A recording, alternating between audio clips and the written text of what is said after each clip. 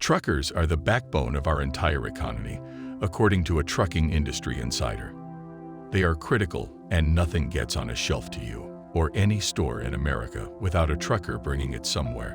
Even if they didn't bring it directly to the store, they brought it to a warehouse where they brought it from a shipyard, or they brought it from a shipyard in China somewhere. Many truckers can't afford to make deliveries if the price of diesel rises much. Some of them pay as much as $2,000 to fill their tanks. This is absurd, and it's a major issue for the industry. Truckers are confronting a much larger issue than simply running out of petrol, as evidenced by the fact that Georgia has declared a state of emergency to address the state's supply chain and help trucks move more cargo faster.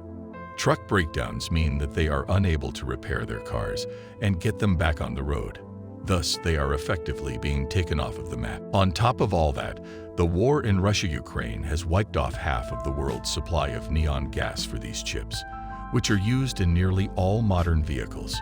We're having a parts crisis because steel and rubber prices have fluctuated so much that parts that used to take days or even weeks to make can now take weeks or even months to make.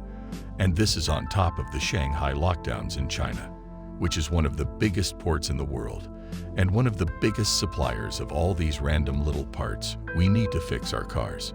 Now that we have the background information and have set the stage for what is now happening in the world of truckers and the difficulties they face, let's hear what this insider has to say, since it is vital to acquire people's expertise from individuals who are inside the sector. This is what is required of us. This is what I want to see more of in the comments, and just in general. People should be talking to each other more. You know, we need to be telling each other what we see and what's going on, because you're not crazy. People aren't crazy.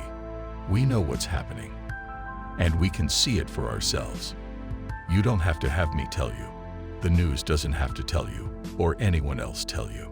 You can see it for yourself. I used to replace the pumps and make sure they had enough coolant, but now the trucks are towed to a yard where they wait until someone can get the parts.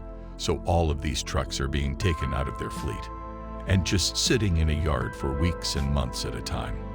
This is just another thing. If you haven't seen my video, Your World is about to drastically change. Go check it out, because that literally breaks down the whole supply chain and all of the issues dealing with China and our country. If you work in the grocery store or any other industry, what are you seeing?